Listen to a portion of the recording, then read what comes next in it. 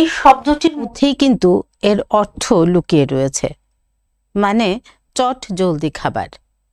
আধুনিকতার ছোঁয়ায় আমাদের জীবনধারায় ব্যাপক পরিবর্তন এসেছে, তারই সাথে পরিবর্তন হয়েছে আমাদের খাদ্যাভ্যাসেও। গ্রাম থেকে শহর, ছোট শহর, বড় শহর, সর্বত্রই আজ ফাস্ট ফুড অত্যাধিক জনপ্রিয়। কিন্তু আমরা এর ক্ষতিকারক প্রভাব সম্পর্কে কতটা সচেতন? এর প্রভাবে আমরা কি কি রোগের শিকার হতে পারি? নমস্কার, সমাজ দর্পণে আপনাদের স্বাগত। সঙ্গে রয়েছে আমি শুভ্রস্মিতা। আর আজ আমরা আমাদের স্টুডিওতে আমন্ত্রিত অতিথি হিসেবে যাকে পেয়েছি তিনি হলেন doctor Shankar Roy, professor and head biochemistry department, Tripura medical college. নমস্কার স্যার, বিটিভি ত্রিপুরা পর্দায় আপনাকে স্বাগত। স্যার, প্রথমেই আপনার কাছে জানবো যে ফাস্ট ফুড বলতে আমরা কি বুঝি? হ্যাঁ, ব্যাপারটা খুবই প্রাসঙ্গিক, কারণ আমরা এখন কর্মব্যস্ত, সবসময় কর্মব্যস্ত। নামটাই ফাস্ট ফুড। আগে মা অনেক পরিশ্রম করে খাবারটা তৈরি করে দিতেন, এখন সময় নেই, ফার্স্ট চট জলদি এক্ষণে যেটা হয়ে যাক সেটাকে ফাস্ট ফুড। এতে এটা করতে গিয়ে কী হয়, ফাস্ট ফুড তো হচ্ছে, প্রিপারেশন হচ্ছে, কিন্তু তার তো কোনো কোয়ালিটি থাকছে না। যাই হাতের কাছে আছে একটু কিছু বানিয়ে দিলাম, ফটাফট ম্যাগি আছে ম্যাগি বানিয়ে দিলাম, একটু কিছু আছে মাইক্রো ওভেনে গরম করে দিয়ে দিলাম। তো এই খাবারগুলো তো মানে ফাস্ট ফুড সত্যিই, কিন্তু নিউট্রিশিয়াস নয়, শরীরের পক্ষে কোনো অংশে এগুলি ভালো নয়। ফাস্ট ফুড এবং জাঙ্ক ফুড দুটো কি একই বিষয়, না দুটোর মধ্যে কোনো ডিফারেন্স আছে? বেসিক্যালি দুটো অনেকটা যদিও একই লাইনের, কিন্তু জাঙ্ক ফুডটা আরেকটু অন্যরকম। জাঙ্ক ফুড মানে ধরুন ফাস্ট ফুড হাতের কাছে যা আছে এটা হয়ে গেল, দোকানে হয়ে গেল অন্যখানে, কিন্তু জাঙ্ক ফুডগুলি আরও বেশি ক্ষতিকারক।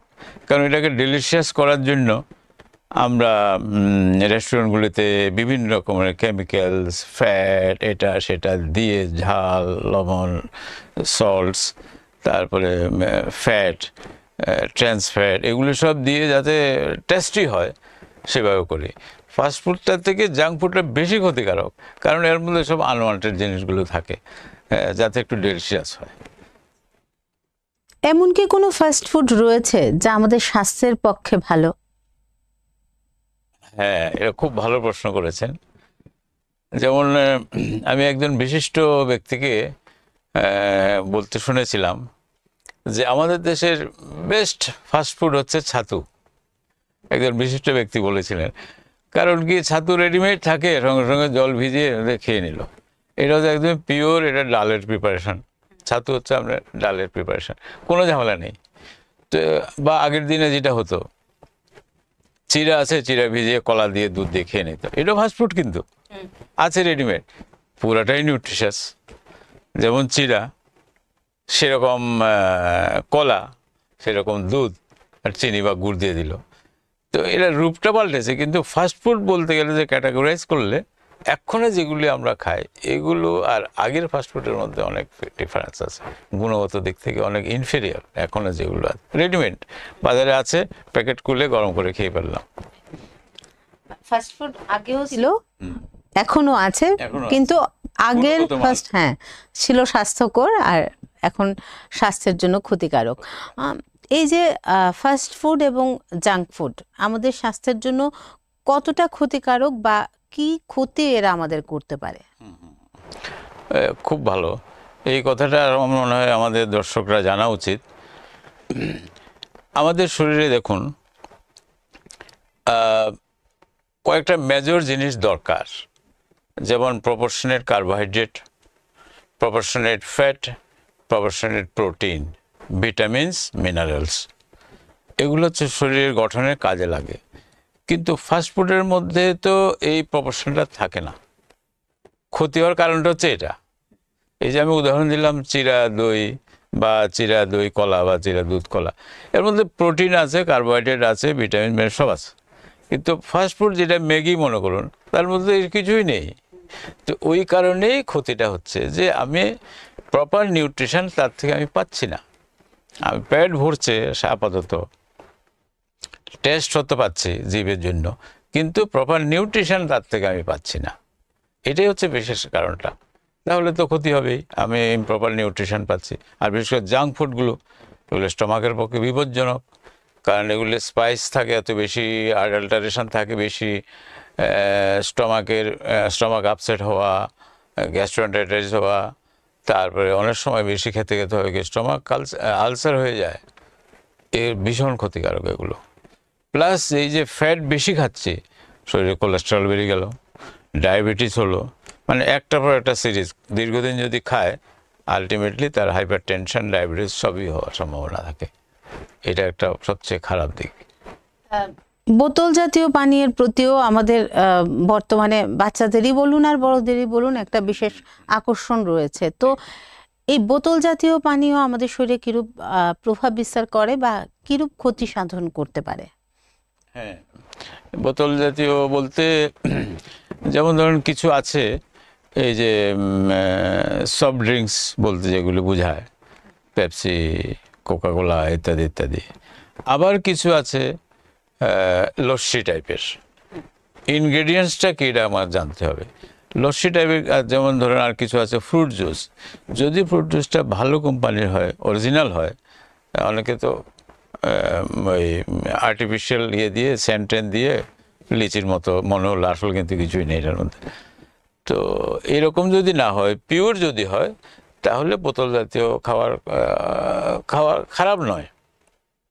কিন্তু ওইগুলো যেগুলোর কোনো ফুড ভ্যালু নেই, জাস্ট একটু খেয়ে একটু ঠান্ডা লাগলো, একটু ঢেক দিলাম, আরাম লাগলো, এগুলো তো কোনো মূল্য নেই, এগুলো ক্ষতিকারক, এগুলো ভালো কিছু নেই। কেমিক্যাল, শুধু সব কেমিক্যাল। আমি দেখেছি নর্থ ইন্ডিয়ার দিকে এটা খুব চালু আছে, বোতল জাতীয় ফুড, কিন্তু এরা ইনস্ট্যান্ট বানিয়ে দেয়। গন্নে কা রস, ফ্রুট জুস ইনস্ট্যান্ট বানিয়ে ওই রকম ড্রিঙ্কস হিসাবে খায়।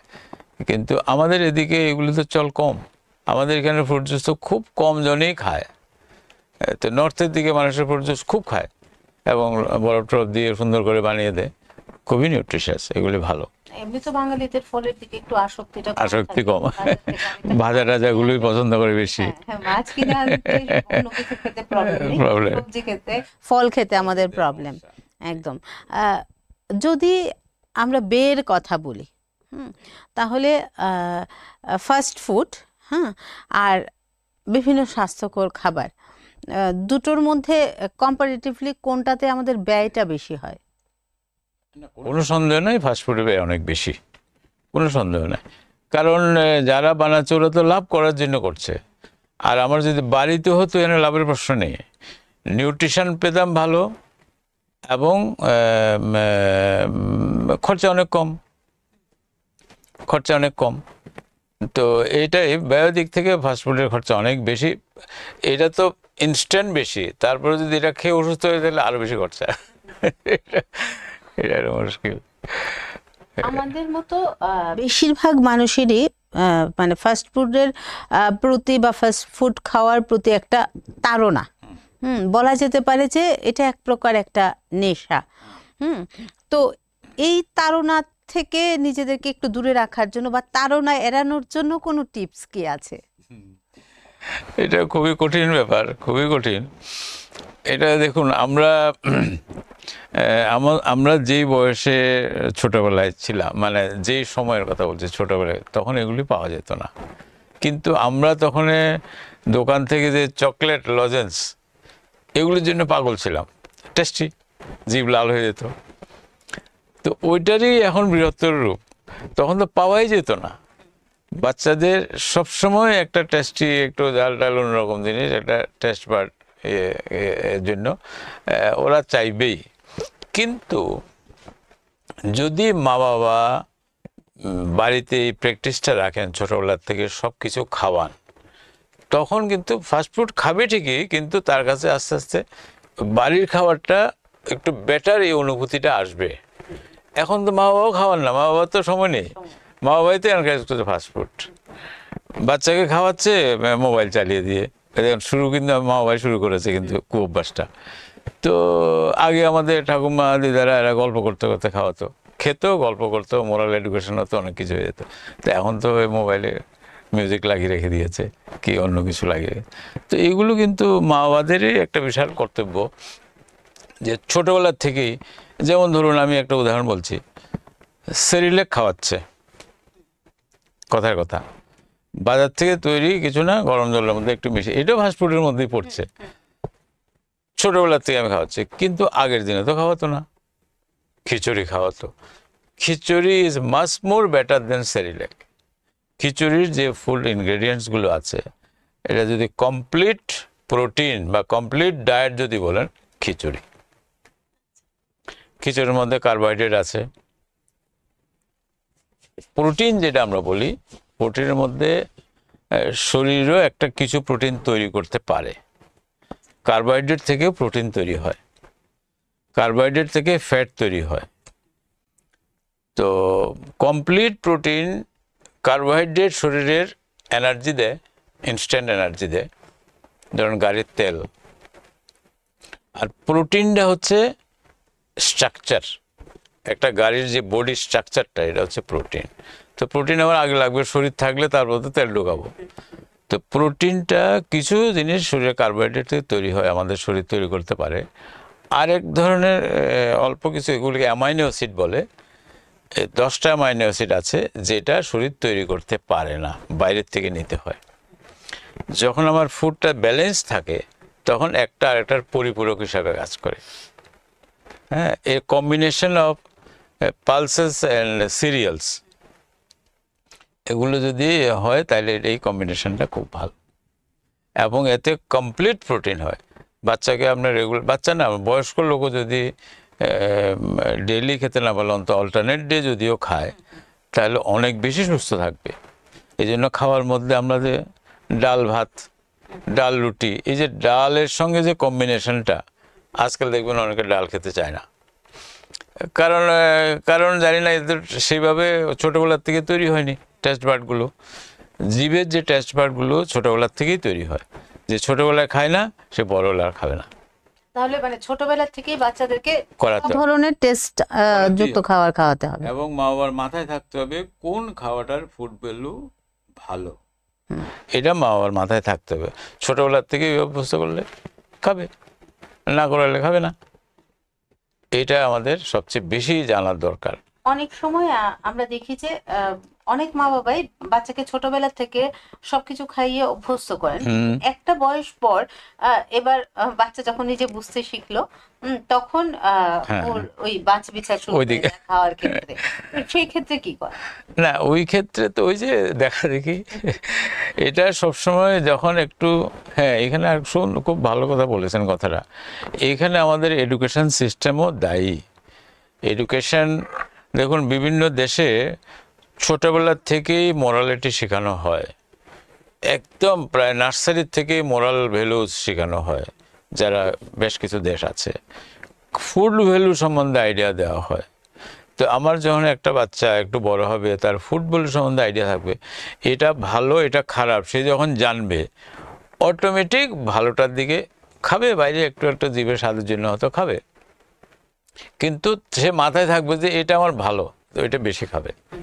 মানে আগে মাথায় ঢুকিয়ে দিতে হবে, this is good food, this is not good. এই আইডিয়াটা যদি তার মাথায় থাকে, তাহলে অবশ্যই এটা চেঞ্জ হবে। আর জোর করে তো পারা যাবে না। তো এটা ভালো লাগে, আপনার না বললে কেউ দেখবেন, আজকাল তো জোম্যাটো তো কত রকমের আছে, বাড়িতে আসবে যাবে, আপনি জানতে পারবেন না। কিন্তু তার মাথায় যদি থাকে যে এটা ভালো এটা খারাপ, আজকাল বাচ্চারা দুধ খেতেই চায় না, মা বাবারাই তো খাওয়ায় না বা নিজেরাও খান না, অথচ দুধের কোনো বিকল্প নেই, কমপ্লিট প্রোটিন, এটা দরকার। আজকাল বেশি খাচ্ছে, কার্বোহাইড্রেট বেশি, ফ্যাট বেশি, যে দুটোই খারাপ। এখন যে বাইরের খাওয়া, ফ্যাট আর কার্বোহাইড্রেট বেশি। আর যেটা রেস্টুরেন্টে বা বিভিন্ন জায়গাতে মাংস আমরা খাই ঠিকই, এটা এই যে মাংস হয় কতদিন পুরনো, প্রত্যেকটা, এটা তো একটা অ্যানিমেল প্রোডাক্ট, তো তাতে পিউট্রিফেকশন হয়, বিভিন্ন রকমের মশলা দিয়ে এটা খাবার দিয়ে বিক্রি হয়।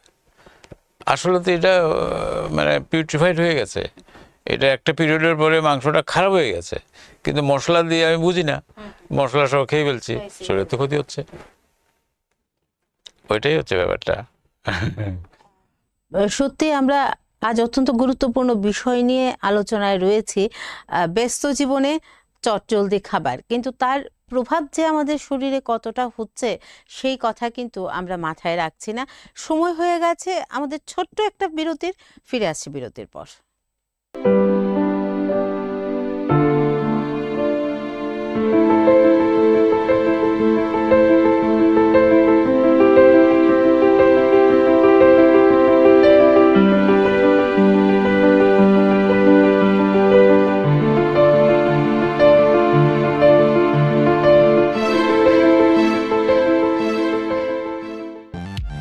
আমের মস্তিতে স্বাদের স্বস্তিতে সবাই নেচে গে হারিয়ে যায় ফ্রুটোতে হুশা হুশা হুশা হুশা হে হে হুশা হুশা anytime is Fruito time মিষ্টি আমের মজায় লাইফ হোক ফ্রুটোময়। গয়না যখন বোঝে তোমার স্টাইল, শ্যাম সুন্দর কোম্পানি জুয়েলার্স। শোনো শোনো ভোজন রসিক, শোনো মন দিয়া, ঝাঁঝের স্বাদে রান্না করো লং তরাই দিয়া। ইলিশ সর্ষে পোস্ত বাটা যেমন ইচ্ছে নাও, মালাই চিংড়ি মাংস কষা চেটে পুটে খাও, আহা চেটে পুটে খাও, আহা চেটে পুটে খাও। লং তরাই কাচ্চি ঘানির সর্ষে তেলে টেস্ট, যে খাবে সেই বলবে লং তরাই বেশ। লং তরাই সর্ষের তেল, ঝাঁঝে স্বাদে তোমাকে চাই। আহা লং তরাই বেশ, আহা লং তরাই বেশ।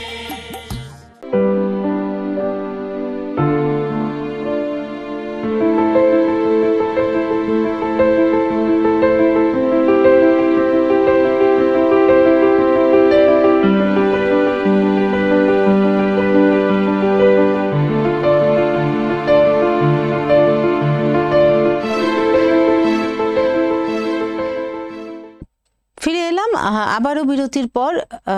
চলে যাচ্ছি স্যার আপনার কাছে, যে আমাদের আলোচনায় আজকে উঠে এলো যে ফাস্ট ফুড আমাদের শরীরের জন্য কতটা ক্ষতিকারক, সেই ক্ষতিকারক প্রভাব এড়াতে আমরা কি করব? হ্যাঁ, সবচেয়ে বড় কথা হচ্ছে অ্যাওয়ারনেস। মানে ছোট্ট বয়সে হয়তো অনেক সময় বাচ্চারা এটা সেটা খাওয়ার ইচ্ছা থাকে, কিন্তু কিছুদিন পরেই তার যদি মাথায় থাকে যে এটা ভালো খাবার, এটা ভালো নয়, অটোমেটিক্যালি আস্তে হয়তো কিছুদিন খাবে, এরপর আস্তে চেঞ্জ করে ভালো খাবারের দিকে ঝুঁকবে।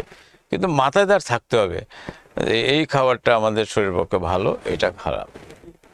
ওই মাথায় যদি থাকে, মাঝে মধ্যে তো ইচ্ছা হলো একটু চেঞ্জ খেলো, ঠিক আছে, কিন্তু তার ভালো খাবার ওইটা সে প্রথমে এটা রাখবেই। ওইটা সবচেয়ে বেশি হচ্ছে অ্যাওয়ারনেসটা, এটা ভালো খাবার, এটা ভালো খাবার নয়, কারণ সহ।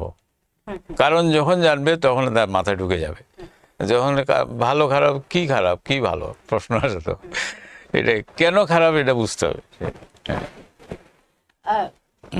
সময়ের দাবিতে বাচ্চাদেরও বায়না থাকে ফাস্ট ফুডের, তো অনেক সময় বাবা মা ঘরেই বাচ্চাদেরকে কিছু না কিছু ফাস্ট ফুড বানিয়ে, একসময় আমরা এগরোল বানিয়ে দিয়ে দিই, এটা সেটা বানিয়ে বাচ্চাদেরকে দিয়ে দিই। তো সেই ক্ষেত্রে ফাস্ট ফুড কতটা ক্ষতিকারক, নাকি আমরা অনায়াসে দিতে পারি বাচ্চাদের? খুব খুব ভালোই, মানে এই বুদ্ধিটা খুবই ভালো, মা বাবা ইচ্ছা করলে চেঞ্জ করতে পারে। যেমন ধরেন এগরোল যেটা বলছেন, এগরোলটা কিন্তু কম্পারেটিভলি বেটার, কারণ এখানে কার্বোহাইড্রেট আছে, ফাইবারও কিছু আছে, তার মধ্যে ডিম আছে, ডিমের প্রোটিনটা পাচ্ছে। তো যদি আমি তেলটা ভালো দিই তাহলে এগরোলটা কম্পারেটিভলি বেটার অন্যান্যগুলোর থেকে। আর ভেতরে যে অনেক কিছু মেশায়, এগুলো যদি একটু ফ্রেশ হয় তো তাহলে এগরোলটা কম্পারেটিভলি বেটার। বাড়িতে এরকম অনেক কিছু প্রিপারেশন রাখতে পারেন মায়েরা, যেগুলোর ফুড ভ্যালুটা, যেমন আমি বললাম দুইটা বেসিক জিনিস মাথায় রাখতে হবে। একটা হচ্ছে কার্বোহাইড্রেট জাতীয় জিনিসগুলো যাতে বেশি না হয়, কারণ আমরা এখন পরিশ্রম করি না। একটা গ্রামের মানুষ যে মাঠে কাজ করে তাকে ভাত বেশি খেতে হয়, কারণ পরিশ্রম করছে, কিন্তু শহরে তো করে না। তো এই কারণে কার্বোহাইড্রেট একটু কম খাওয়াতে হবে, প্রোটিনটা একটু বেশি থাকতে হবে, ফ্যাটও কম খাওয়াতে হবে। এই কথাগুলো যদি মায়ের মনে থাকে, তাহলে আমি যখন ফুড প্রিপারেশন করব তখন ওইভাবে জিনিস দিয়ে বানাবো। হ্যাঁ, মাংস মাছ না খেলেও চলবে, মাংস মাছ খাওয়া ম্যান্ডেটরি নয়। প্রোটিন আরও অনেক কিছুর থেকে পাওয়া যায়, বিভিন্ন রকমের ডাল। হ্যাঁ, আপনি নর্থ ইন্ডিয়াতে গেলে দেখবেন এরা ডালের তরকা, তারপরে বিভিন্ন রকমের ডালের এত সুন্দর সুন্দর প্রিপারেশন করে, যার জন্য ওদের স্বাস্থ্য আমাদের থেকে ভালো। ওই যে ফাস্ট ফুডের টাচ আছে বা জাঙ্ক ফুডের একটু টাচ আছে, কিন্তু ইনগ্রেডিয়েন্টসগুলি ভালো, সুতরাং খাবে বাচ্চারা। ফাস্ট ফুড কি মানসিক অবসাদের কারণ হতে পারে, বা এছাড়া আর কি কি সমস্যা হতে পারে ফাস্ট ফুড গ্রহণের ফলে? না, এটা তো অবশ্যই, যেহেতু এটা নিউট্রিশাস ফুড নয়, তো শারীরিক বিভিন্ন রোগ হতে পারে, মানসিক অবসাদ হতে পারে, খাদ্যনালীর সমস্যা হবে। আপনি যদি মানুষের খাদ্যনালীর সমস্যা হয়, স্টমাক একটু আপসেট থাকে, অটোমেটিক সাইকোলজিক্যালি একটা ডিপ্রেশন আসে, মনটা খারাপ হয়ে যায়। মনে করুন কারোর পেট ব্যথা হচ্ছে, তো সঙ্গে সঙ্গে দেখবেন চেহারা চেঞ্জ হয়ে গেছে। তারপরে তার মধ্যে ধরেন প্রপার ইলেকট্রোলাইটসগুলো নাই, সোডিয়াম পটাশিয়াম ইত্যাদি ঠিক নেই, তখন তো আরও হবে। পটাশিয়াম কমে গেলে মানুষ আধা পাগলের মতো হয়ে যায়। তো এই যে মানসিক অবসাদের কারণ কিন্তু ফাস্টফুড একটা বড় কারণ। কারণ তো ইমব্যালেন্স ফুড, তো তার মধ্যে অনেক কিছু নেই যেটা আমাদের শরীরের দরকার, বিশেষ করে গ্রোয়িং পিরিয়ডে। তো এই জন্য অবসাদ হতেই পারে, এটা একদম ন্যায্য কথা। বা আর কি কি রোগে আমরা আক্রান্ত হতে পারি? এক নম্বর হচ্ছে কন্টিনিউ যদি বেশি খায়, তাহলে তার মাল নিউট্রিশন জাতীয় সমস্যা হবে। 2 নম্বর, বেশি খেলে তার ব্লাড সুগার বাড়বে, প্রেশার হবে, কোলেস্টেরল ট্রাইগ্লিসারাইড এগুলি বেড়ে যাবে, প্রেশারের সমস্যা হবে, এবং আলটিমেটলি কিডনির পক্ষে বিপজ্জনক হতে পারে। এই যে মনে করুন মাংস বেশি খেয়ে ফেললো, হ্যাঁ, একদম মশলা টশলা দিয়ে, এগুলো শরীর থেকে বের করতে শরীরের তো অবস্থা কাহিল। ফ্যাটি লিভার একটা কমন রোগ, আমি দেখেছি আমার নিজের অভিজ্ঞতায়, যে এখন যত বাচ্চাদের আপনি দেখছেন একটু মোটামুটি ফ্যাটি যেগুলো আছে, তাদের আলট্রাসোনোগ্রাফি করলে প্রায় 80% ফ্যাটি লিভার। লিভারে ফ্যাট জমে যাচ্ছে, লিভার ফাংশন কমে যাচ্ছে, যার ফলে কি হয়, আলটিমেটলি এরা কিছুদিন পরেই কন্টিনিউয়াস ফাইট করছে এগুলোকে বের করতে, ফাইট করতে করতে আমার লিভার কিডনি টায়ার্ড হয়ে যাচ্ছে। যে একবার এগুলি অর্গানগুলি টায়ার্ড হয়ে গেলে এগুলো ঠিক করা মুশকিল, পার্মানেন্ট ডিজিজ হয়ে যায়। আমাদের আলোচনায় এতক্ষণ আমরা জানলাম যে ফাস্ট ফুড আমাদের কিরকম ক্ষতি করছে বা কতটা ক্ষতিকারক আমাদের জন্য, কিন্তু আমরা সবাই সুস্থ থাকতে চাই, ভালো থাকতে চাই। আমরা আলোচনার প্রায় শেষ পর্যায়ে, আপনার কাছে যাব শেষ প্রশ্নে, যে আদর্শ খাদ্য বলতে আমরা কি বুঝি? খুব ভালো, এটা আসলে আসল শিক্ষা, যেটা আমি প্রথম দিকে বলছিলাম, যে একটা মানুষের ধরুন একটা প্রাপ্তবয়স্ক মানুষ 50-60 কেজি তার ওজন, তার অ্যাভারেজ 300 থেকে 400 গ্রাম চালের বেশি খাওয়া উচিত নয়, কারণ আমার কার্বোহাইড্রেট কতটুকু লাগে। প্রোটিনের পরিমাণ পার কেজি বডি ওয়েট হিসাব করলে প্রায় ধরেন 1 গ্রাম। 60 কেজি যদি একটা মানুষের ওজন হয়, তাহলে 60 গ্রাম, 50 থেকে 60 গ্রাম প্রোটিন খাবে। ফ্যাট 30 থেকে 40 গ্রাম, এর বেশি নয়, কারণ ফ্যাট বলেছি আগে, তো ফ্যাট আমাদের শরীরে তৈরি হয়, তার মধ্যে অল্প কিছু ফ্যাট যেটা তৈরি হয় না, ওমেগা ফ্যাটি অ্যাসিড যেটা আমরা বলি, তো এসেনশিয়াল ফ্যাটি অ্যাসিড, এটা আমাদের তৈরি হয় না। আবার এটা পাওয়া যায় আমার ইয়ের মধ্যে, সবজির মধ্যে। আর সামুদ্রিক মাছের মধ্যে পাওয়া যায়, সবজির মধ্যে পাওয়া যায় বেশি। তো এই যে 3টা বেসিক জিনিস, এটা আমাদের ফার্স্ট ক্রাইটেরিয়া। আর 2 নম্বর ক্রাইটেরিয়া হচ্ছে আমার ভেজিটেবল খেতে হবে 2টা পারপাসে। কারণ ভেজিটেবলের মধ্যে ফাইবার থাকে। ফাইবার আমার 2 রকমের ফাইবার আছে, একটা হচ্ছে সলিউবল ফাইবার, একটা ইনসলিউবল ফাইবার। সলিউবল ফাইবারটা থাকে ফলের মধ্যে। ফলটা যখন খাবে, কিছু খাওয়ার পর একদম খালি পেটে ফল খাওয়াটা ঠিক নয়। কিছু টিফিন করে ফলটা যখন খাবে, তখন এই যে সলিউবল ফাইবারের থাকে, এটা খাদ্যের সঙ্গে মিশে স্টমাকের মধ্যে অনেকক্ষণ থাকে, এরপর খিদা লাগবে না। স্টমাকে অনেকক্ষণ থাকে, যেটা অনেকক্ষণ থাকলে যে লাভ হয়, শরীরের মধ্যে কিছু অর্গানিজম থাকে যেটা আমাদের বন্ধুর মতো কাজ করে। তো এটা বি কমপ্লেক্স তৈরি করে। তো ওই অনেকক্ষণ খাদ্যটা স্টমাকের মধ্যে থাকলে, ইন্টেস্টাইনে থাকলে ওই অর্গানিজমগুলি তৈরি হবে, এগুলি বংশবৃদ্ধি করবে, আমাদেরও দেবে, ওরাও বাঁচবে, বি কমপ্লেক্স ডেফিসিয়েন্সি হবে না। এই জন্যই ফল খাওয়া উচিত, একদম খালি পেটে নয়, কিছু খেয়ে। একদম খালি পেটে খেলে এটা উল্টা অ্যাসিড হয়ে যাবে, কারণ ফলের যে আসল গুণটা এটা থাকবে না। মানে কিছু খাবার খেতে হবে, তার সঙ্গে এটা দিলে ওই খাওয়াটা অনেকক্ষণ থাকবে স্টমাকে, যার ফলে ওইগুলো তৈরি হয়। এই জন্য এটাকে আমরা প্রোবায়োটিক বলি। আর যে ফাইবার, যেমন ধরুন বিভিন্ন শাক আমরা খাই, শাকের মধ্যে তো বিভিন্ন ভিটামিনস থাকে।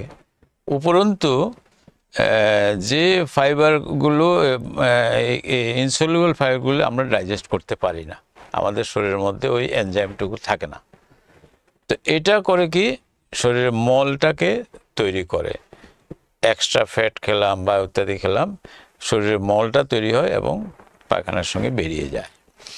তো যারা মাংস খায় তারা কনস্টিপেশন বেশি হয়, যারা সবজি সঙ্গে খায় তারা কনস্টিপেশন কম হয়।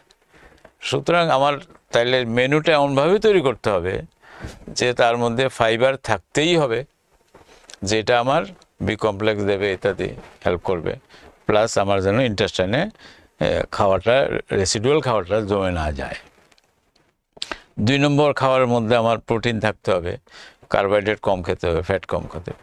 তো এইগুলোর জন্য যদি আপনারা রুটিন করেন, তাহলে খাওয়ার মধ্যে এই যে কথা প্রথম বললাম, ভাতের সঙ্গে ডাল মাস্ট। ডাল মানে ডালের জল নয়, কিন্তু একটু ঘন ডাল। রুটির সঙ্গে ডাল মাস্ট, যে কোনো ডাল, সঙ্গে সবজি, তাহলে একটা ব্যালেন্স হয়ে গেল। আর যদি ফল খায় আরও সুন্দর হয়ে গেল। আর সপ্তাহে আর প্লাস দুধ, মিল্ক বা মিল্ক প্রোডাক্ট, পনির হতে পারে, যে অনেকে মিল্ক খেতে পারে না, তার ইনটলারেন্স হয়ে যায়, হয় না, হজম করতে পারে না, তো পনির খেতে পারে। তাহলে মোটামুটি আমি প্রোটিন পেলাম, কার্বোহাইড্রেট পেলাম, ভিটামিন, প্রোটিন সব পেয়ে গেলাম। আদর্শ খাবার। মাংস খেতে হবে কোনো দরকার নাই, যারা মাংস খান না, অনেকে নিরামিষ। ভারতবর্ষের প্রায় 70% লোক নিরামিষ খায় এবং ওদের স্বাস্থ্য আমাদের থেকে ভালো, কারণ ওই যে আমি অল্টারনেট খাচ্ছি, চানা, কাবলি ছোলা, বিভিন্ন রকমের আছে, এগুলোতে প্রচুর প্রোটিন আছে। তো আমার খাদ্য তালিকাটা ওইভাবেই তৈরি করতে হবে, যাতে রান্না করার সময় আমরা বাঙালিরা বেশিরভাগ ভাজা টাজা এগুলি বেশি খাই, কার্বোহাইড্রেট বেশি খাই, প্রোটিনের দিকটাকে আমরা একটু ইম্পর্টেন্স কম দিই, যার জন্য স্বাস্থ্য দেখলে বোঝা যায় তা আমার স্ট্রাকচারটা ভালো নয়, কারো জেনেটিক থাকে। তো এই জন্যই আমার মেনু যখন তৈরি করব, মায়েদের ওই আইডিয়া থাকতে হবে যেন এটা ব্যালেন্স ডায়েট হয়, তাহলে দেখুন স্বাস্থ্য ভালো থাকবে। আর বিশেষ করে শিশুদের তো মাস্ট প্রথম থেকে এটা করলে ভালো। আরেকটা জিনিস আমি বলছি, ভিটামিন ডি, অন্যান্য ভিটামিন তো খাওয়ার থেকে পাই, কিন্তু ভিটামিন ডি তো খাওয়ার থেকে আসে না।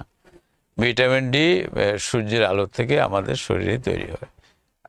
আমাদের যে কোলেস্টেরল আছে, কোলেস্টেরলের সঙ্গে আমাদের স্কিনের সূর্যের যখন আলো রশ্মি পড়ে, তখন সেই কোলেস্টেরল থেকেই ভিটামিন ডি তৈরি হয়। কোলেস্টেরল খারাপ বলে, কিন্তু শরীরে ভালো দিকও আছে, বিভিন্ন হরমোনগুলি কোলেস্টেরল থেকে তৈরি হয়। এই ভিটামিন ডির অভাবে শরীরের অনেক ক্ষতি হয়। আমার নিজেরই একটা স্টাডি পাবলিকেশন আছে, আমরা দেখেছি যে 86% মানুষের ভিটামিন ডি কম, ভীষণ কম। কারণ আজকাল বাচ্চারা মাঠে খেলে না। আমরা ভদ্র হয়ে গেছি, প্যান্ট ছোটোবেলা থেকে প্যান্ট শার্ট পরি। আগে তো ছোটো বাচ্চারা খালি গায়ে দৌড়াতো মাঠে মাঠে, তো এখন সব প্যান্ট শার্ট পরিয়ে দিই। তো এক্সপোজার হয় না, রোদে যাস না। হ্যাঁ, রোদে যাওয়া দরকার, কিন্তু আমরা বলি যাস না। এতে হয় কি ভিটামিন ডি কম থাকে। ভিটামিন ডি কম থাকলে আমার ক্যালসিয়াম অবজর্পশন হবে না। ক্যালসিয়াম কম হলে হাড়ের গঠন ঠিক হবে না। আর ক্যালসিয়ামের হাড়ের গঠন ছাড়াও মাসেল কন্ট্রাকশন থেকে আর অনেকগুলো কাজ আছে যেটা শরীরের কে সুস্থ রাখতে অনেক কাজ করে। সুতরাং ভিটামিন ডি মাস্ট, প্লাস বাকি যে কথাগুলি বললাম এগুলো ভীষণ মাথায় রাখতে হবে, তাহলে সুস্থ থাকবে। আর কিছু রোগ আছে আপনার সব ঠিক খেলেও হবে, কিছু করার নাই, শরীরটা কিছু করার না, হয়ে যায়। আমাদের সময় একেবারেই শেষ। অসংখ্য ধন্যবাদ স্যার আপনাকে, আমাদের আমন্ত্রণে সাড়া দিয়ে আপনি আমাদের স্টুডিওতে এসেছেন। অত্যন্ত গুরুত্বপূর্ণ বিষয়ে আমরা আজ আলোচনা করলাম। আমাদের দৈনন্দিন জীবনের ব্যস্ততায় আমরা চট জলদি খাবারের দিকে ঝুঁকে পড়ছি, কিন্তু জীবনে আমাদেরকে সুস্থ থাকতে হবে, তবেই আমরা একটা সুস্থ সুন্দর জীবন অতিবাহিত করতে পারবো। আর সেই সম্পর্কেই স্যার আমাদেরকে আজ পরামর্শ দিলেন। আমরা আশা করছি যে আমাদের এই অনুষ্ঠান আপনাদের অনেকটাই সাহায্য করবে সুস্থ সুন্দর জীবন অতিবাহিত করার ক্ষেত্রে। আজকের মতো সমাজ দর্পণ এই পর্যন্তই। পরবর্তী নানা রঙের অনুষ্ঠানের জন্য চোখ রাখবেন বিটিভি ত্রিপুরার পর্দায়। নমস্কার।